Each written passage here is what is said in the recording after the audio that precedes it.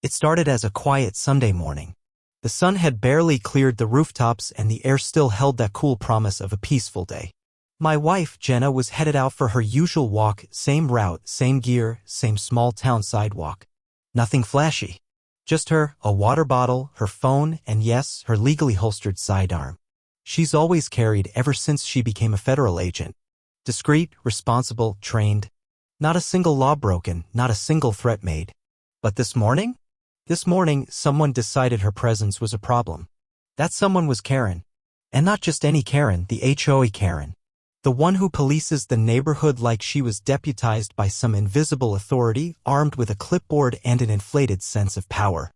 The moment she spotted Jenna, everything in her seemed to activate. She stood frozen for a second like she'd just seen a crime in progress. Then she pulled out her phone. No warning. No conversation. Just a fast dial to 911 and loud enough for the whole block to hear. There's a woman with a gun walking around the neighborhood. Now picture that. You're walking home, breathing in the morning calm, and suddenly you're the reason sirens are screaming in the distance. I was still in the driveway when the squad cars rolled in, two of them, lights flashing, tires screeching. My heart dropped. I knew Jenna hadn't done anything wrong, but try explaining that in the middle of a panicked call in a neighborhood already trained to fear what it doesn't understand. Within seconds, officers were out of their vehicles, hands on holsters, scanning the street. Jenna stood still, hands visible, calm like always. No fear. No aggression. Just patience, like she had been through this before. And then it happened. One of the officers approached her, paused, looked at her badge clipped next to her holster, and saluted. Karen's face drained of color. The crowd, yes, there was a crowd now, went silent. The officer said something into his radio, nodded at Jenna, and the tension in the air dissolved as quickly as it had thickened. But for those 55 seconds, everything hung by a thread. So here's the question. What made Jenna so calm in the face of it all? What was it about her badge that shifted the entire atmosphere from suspicion to respect in an instant? And what happened next? When Karen realized she hadn't just called the cops on a neighbor, but on a federal agent, because that's not where the story ends. That's only where it begins. Jenna didn't flinch. Not when the tires screeched. Not when the officers stepped out. Not even when Karen, still shouting from her porch, started weaving a tale about threatening behavior and community safety. Jenna just stood there, calm and collected, like someone who had learned long ago that panic only made things worse. And the thing is, she had learned that the hard way. You see, Jenna's not just a badge. She's a survivor of every assumption people love to make. A woman in law enforcement often overlooked, underestimated. Years ago, fresh out of training, she'd been in a standoff situation, armed suspect, civilian hostages, and every eye in the room expecting her to wait for backup. But she didn't. She read the room, assessed the risk, and made a decision that saved lives. That moment earned her more than just a medal. It earned her a reputation. And yet, here we were, in our own neighborhood, where none of that mattered. To Karen, she was just a woman with a gun. That's the part that got to me. That's the part one couldn't shake. Because Karen didn't ask questions. She didn't walk over to talk. She assumed. Saw the holster and skipped right to fear. It didn't matter that Jenna had lived here for 4 years. That we'd been to HOA barbecues. That Karen had waved to us fakely, but still. This morning she saw a threat, not a neighbor. And that says something bigger about the world we're living in. The officers at first didn't know either. They didn't know Jenna's name, her record, her years of service. They just saw what dispatch told them. Possible armed female, public area. That kind of call comes with adrenaline, with training ready to kick in. The fact that they held back, that they gave space, that was professionalism. But even then, the first officer's hand was on his weapon. And Jenna knew that. She could have reached for her badge too fast. She could have misread their posture. All it takes is one wrong move. That's the tension we live with. Quiet, invisible, until it's not. But what really caught me off guard was what came after the salute. The quiet conversation between the officer and Jenna, away from everyone's ears. The look on his face as he nodded slowly, then turned to glance toward Karen, expression unreadable. And Jenna? She didn't say a word to Karen, didn't look at her. She just asked me calmly if the coffee was still hot at home. But I couldn't stop watching Karen. Not because I wanted her embarrassed, but because I wanted to understand why. What made her jump to fear instead of curiosity? What did she really see when she saw my wife? And more importantly, what's she going to do now that she knows the truth? Because here's the thing about power, people like Karen think they have it until they realize they never did. And that moment? That crack in her confidence? It wasn't the end. It was the beginning of something much more complicated. Jenna didn't say much as we walked home. She never does when her mind's working overtime. But I knew that look in her eyes, the one that said this wasn't over, not by a long shot. She kept her voice even as she asked about breakfast, but her shoulders were tighter than usual. And when I handed her the mug of coffee she left behind, her hands were steady, but her grip was just a little too firm. Back on the street, the squad cars rolled out quietly. No tickets. No write-ups. Just polite nods and a few glances that lingered longer than they should have. Karen had retreated inside, but not before shouting one last gem about setting a dangerous precedent. The words echoed down the block, bitter and loud, clinging to the air like smoke. But something in the way she said it, almost rehearsed, like this wasn't just a reaction, but a plan, planted a seed of unease. Later that day, we found out she had already emailed the HOA board. The email made its way around the neighborhood within hours. Dressed up in careful language, but we could all read between the lines. She cited increased concern for safety, children playing unsupervised, and uncertified individuals carrying weapons. Never mind the fact that Jenna was a decorated federal agent with clearance higher than most people on the block could imagine. According to Karen's version, Jenna was a walking threat, someone who invited violence by making herself visible. That was when the real dilemma began. Should Jenna speak up publicly, defend herself, prove her credentials? Or stay silent, knowing her truth but risking her reputation? And if she stayed silent, would Karen's version win? We had moved here for peace. After years of Jenna risking her life in high-stress environments, she wanted calm. Community. A place where she didn't have to wear her badge on her chest just to be seen as legitimate. And yet here we were back in the same dynamic, only worse. This wasn't a cartel compound. It was a cul-de-sac. And somehow it felt more suffocating. That night, Jenna got a call. Not from her boss, but from a fellow agent. Someone who said, "You made some noise today." That was all. No judgment. Just awareness. And the way Jenna's expression shifted when she heard his voice told me this wasn't the first time someone tried to twist her presence into something political. Meanwhile, in a group chat I didn't know existed, neighbors were arguing. Some defending Jenna. Some asking why she had to carry it all if she was off duty. And someone, we still don't know who, has shared a photo. A grainy image taken through a window of Jenna walking past the neighborhood park. Probably from that morning. Probably taken just before the sirens. And just like that, it wasn't about one morning anymore. It was about perception, fear, authority. And what happens when all three crash into each other in broad daylight? The thing is, Jenna could clear all this up with one email. One statement. But the longer she waited, the more tension built. Not because she didn't want to speak, but because she was weighing something deeper. Do I owe anyone an explanation for existing as I am? And in the silence that followed, we didn't know who was more dangerous, Karen with her assumptions or the people who quietly agreed with her. Because the badge might earn respect from cops. But what about neighbors? What happens when the real threat isn't who's carrying, but who's watching? By the third day, everything was unraveling. The HOA board hadn't responded to Karen's complaint publicly, but behind closed doors, something was brewing. Jenna received a formal request for clarification on her role and intent to carry within the community. The phrasing was cold, clinical, like she was under investigation for living her life. And then the whispers started. At the mailbox. On the sidewalk. While we walked our dog. Did you hear? Is it true she threatened someone? They said she flashed her gun at a kid. None of it happened. But that didn't matter now. The story had legs. And the truth? The truth was being drowned under a wave of fear and false memory. That night, Jenna sat on the back porch in silence. She didn't speak. Didn't move. Just stared out at the fences lining our yard like they were starting to close in. I watched her from the kitchen window, phone buzzing on the counter beside me. Another message.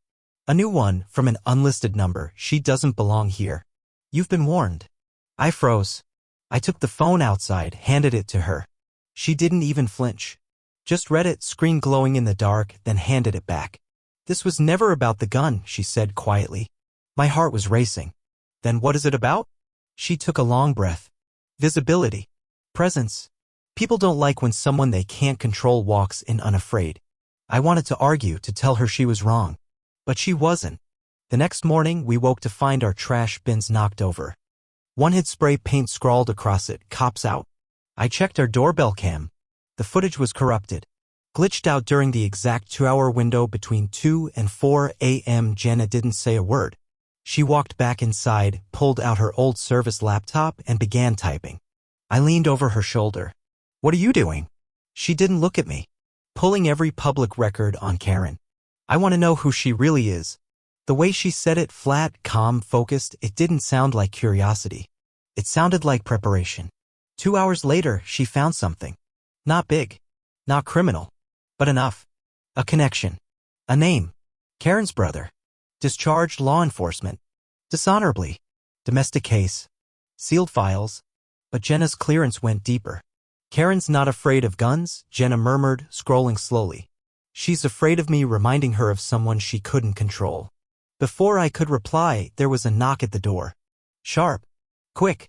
3 taps. I looked through the peephole, no one. Jenna's phone buzzed. A message. Check your back door. We stared at each other. No words. Just breath held in the space between instinct and danger. And that's when we heard it. The creak. Someone was already inside the fence. The silence between us shattered like glass. Jenna bolted toward the back, sidearm drawn, her movements automatic, smooth but urgent. I followed, slower, heart pounding so hard I could hear it in my ears. She flung the door open and swept the yard, nothing. Just the wind and the soft metallic rattle of our garden gates still swinging, barely touched. But someone had been there. We felt it. Then her phone buzzed again. Check your laptop. She ran back inside. The screen had gone black. Then flash. A video loaded. Security footage. But not ours. Grainy, time-stamped, clearly taken from inside someone else's house. It showed Jenna. From the sidewalk. From the park. From inside a car window. Someone had been watching her for weeks, maybe months. This wasn't about Karen's overreaction. This was something deeper, more targeted. More personal. But then came the twist neither of us saw coming. Another clip loaded. It wasn't Jenna. It was me. Walking out of a small coffee shop downtown. Laughing. With someone. A woman. Jenna froze. Her eyes narrowed. The video paused perfectly on a frame. My hand on the woman's shoulder. Leaning in. I can explain, I said, too quickly. Her voice came out hollow. Who is she? She's no one. She works in my office. We were just talking. Jenna's voice cracked. Just once. But her face stayed still. And suddenly, it wasn't just about neighborhood surveillance. Someone knew how to strike from the inside. Someone knew exactly what they were doing, how to divide us. And maybe I had made a mistake. Maybe I'd let something feel too casual that shouldn't have. But before I could say another word, the laptop screen flickered again. Truth unravels faster than lies. Jenna slammed the screen shut. This isn't random, she said. Someone's pulling strings. They knew exactly when to send that. Exactly how to rattle us. I reached for her hand, but she stepped back. We're not just being watched, she whispered. We're being played. At that moment, across town, Karen was on her own laptop. Zoom open. Talking to someone we never expected, someone from Jenna's own agency. We didn't know that yet. But we would. Soon. Because the betrayal wasn't from across the street. It was coming from inside the system. And someone wanted Jenna out of the picture one way or another. Jenna didn't speak to me for hours after that video. She didn't yell. Didn't cry. She just disappeared into the spare bedroom and closed the door behind her. I stood outside that door for almost 20 minutes, hand raised, trying to think of what to say. But what could I say? That it wasn't what it looked like? That she should believe me now while we were both being hunted in our own home? By midnight, the neighborhood was dead quiet. Then the door opened. She was in uniform. Not the casual off-duty one. The real thing. Tactical belt. Badge clipped center chest. Body cam activated. I'm done waiting, she said, her voice low and steady. This isn't just about Karen. This isn't about the HOA. It's bigger. And I'm going to find out who has my footage and why. She brushed past me and went straight to her car. We drove in silence downtown, then past the precinct. Not a word exchanged until she pulled into a narrow alley behind a nondescript building. No signage. Just a keypad entry. She punched in a code I didn't recognize. "This is a restricted FBI field node," she said. "Everything sensitive passes through here at some point. If someone inside leaked footage, they left fingerprints." Inside, the atmosphere was heavy. A few agents were working late, surprised to see her. She didn't stop to explain. She moved like someone with authority. And with each step, I saw the version of her that Karen never could. Not a woman with a gun. A protector. A force. In the back room, she accessed the agency's internal case tracking server. Everything was encrypted except one thing. A recent internal flag. Subject: Agent J. Cortez Community Watch List Inquiry Request Origin Civilian Complaint Forwarded to Internal Oversight Division. Timestamp: one day before Karen called the cops, the request had a name attached. Special Agent Brian Keller. The friend who called Jenna earlier. The one who said, "You made some noise today." Her old partner. Years ago, he took credit for her biggest bust. Quiet politics. She never fought it. Didn't want headlines, just justice. But some people can't stand your strength unless they own part of it. And now it seemed he wanted her out, discredited by scandal or community pressure. Maybe both. "I trusted him," she whispered. Then she hit play on a final audio file. It was from the video footage of that morning. Jenna walking by the park. In the background, barely audible, a male voice. "Upload it now. HOA lady will handle the call." Keller's voice? It was all staged. Karen hadn't just overreacted, she was manipulated. Used. Jenna sat back. Closed her eyes. A long, trembling breath left her lungs. Then she did something I didn't expect. She picked up her phone. And called Karen. No yelling. No threats. Just truth. "I know who put you up to it," she said. "And I think you were used too. If you want to clean your hands, meet me. Tonight." They met on neutral ground.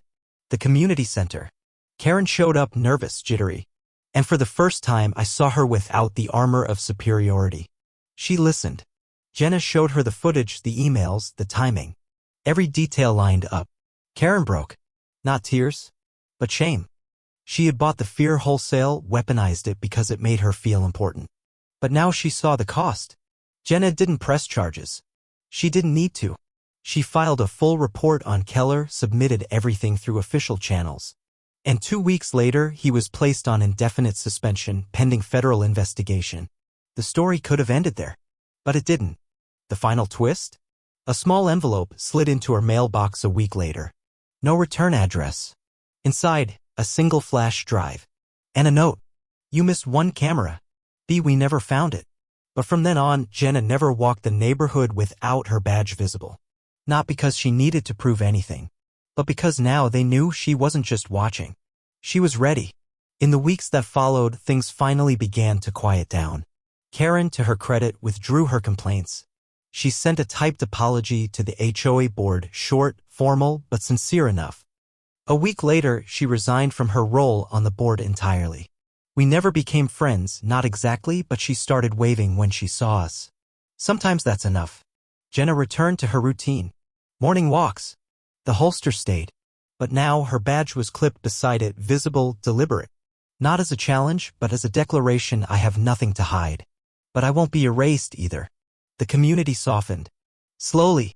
Some neighbors came forward, embarrassed by how quickly they judged. Others didn't say anything, but their glances changed from suspicious to respectful. And the surveillance? It stopped. We ran a full sweep of the house, the yard, even the car.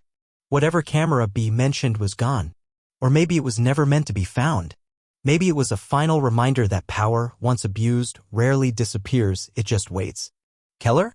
He's still under investigation. We don't know the outcome yet. But Jenna didn't let that part sit in bitterness. She moved forward, not by forgetting, but by owning every step of what happened. Her story, her silence, her strength, it all meant something now. Not just to her, but to everyone watching who had ever been misjudged or misrepresented or made to feel like they had to explain themselves just to be accepted. As for us, we're still here. Same house. Same porch. Same quiet mornings. But different. Stronger. That night, the one when it all came to a head, changed more than just public perception. It forced us to confront ourselves. My mistake, my carelessness with trust, nearly gave the enemy what they wanted. But instead of letting it destroy us, Jenna faced it head-on. She didn't just protect the truth. She protected us. Even when it hurt. That's who she is. She's not just a woman with a badge or a gun. She's someone who stands between chaos and calm, even when it comes from her own front door. And maybe that's the lesson. In a world that rushes to judge, assumes before it understands, be the one who waits, listens, and looks deeper. Because the most dangerous weapon isn't the one on your hip. It's fear when left unchecked. And the strongest defense? Truth. Spoken with calm. Backed by courage. Courage isn't always loud. Sometimes it's just choosing to stay visible when the world wishes you'd disappear. If this story moved you, share it. If you've ever been misjudged, tell yours. Let's stop normalizing fear and start demanding understanding. Subscribe for more true stories where justice isn't just a word, it's a choice.